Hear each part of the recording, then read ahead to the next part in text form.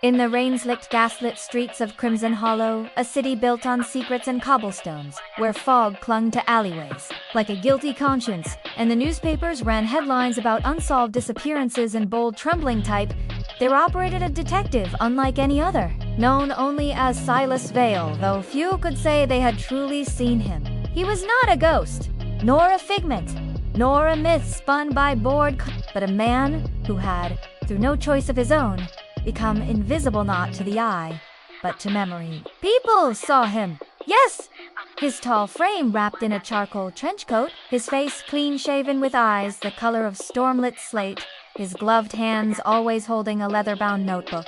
They spoke to him, shook his hand, even poured him tea in dimly lit parlors. But the moment he stepped out of sight, he vanished from their minds as completely as smoke in the wind. A witness would describe the intruder as heightened coat to the police, only to freeze when shown a photograph of Silas standing beside them moments before.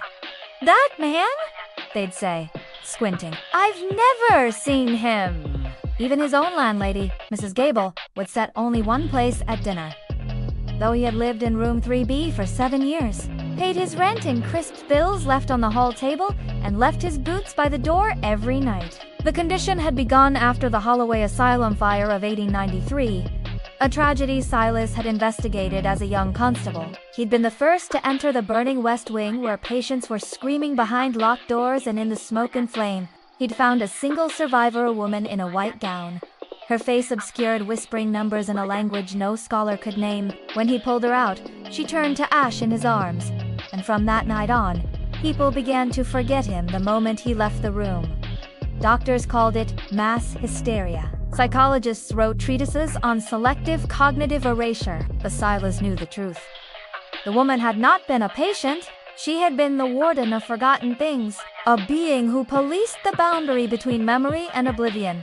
And in saving her, he had taken her curse. Now, he worked in the shadows, not as a policeman, but as the invisible detective, the one called when cases grew cold, when leads dried up, when the guilty believed they had escaped notice.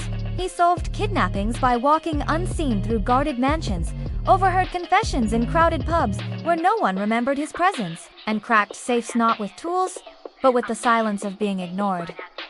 The police didn't know his name, the criminals didn't know his face, but in the underworld, a whisper passed from lips to ear. "Beware the man you won't remember. He's already been in your house." His greatest case began on a night when the clock tower struck Thurina malfunction, the paper said, though Silas knew better. A child, Lila Mercer, 8 years old with braids like copper wire, had vanished from her bedroom without a trace. No broken window, no footprints, no ransom note, just a single sentence written in chalk on her wall. "She remembers what you forgot," the parents wept. The city searched. The police found nothing. But Silas took the case. Not for the fee, there never was one, but because the words on the wall were written in the same hand as the numbers the woman had whispered in the fire. He moved through the Mercer home like a breath, examining dust patterns, listening to the creak of floorboards, reading the silence between sobs. He found a hidden panel beneath the child's bed, containing a small box filled with ticket stubs, photographs of strangers, and a diary written in a looping script. "I see the forgotten ones. I hear their names. I know where they went." Lila wasn't just a missing girl. She was a rememberer, a rare soul born with the ability to recall what the world had erased: lost pets, dead languages, people who had slipped through the cracks of history, and someone wanted her silenced.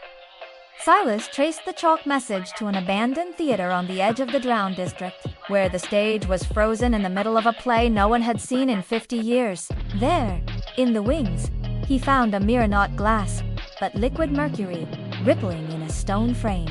And in its reflection, he saw not himself, but Lila, bound and gagged in a room that didn't exist, her eyes wide with terror. The mirror was a threshold, a door to the between, the realm where forgotten things go.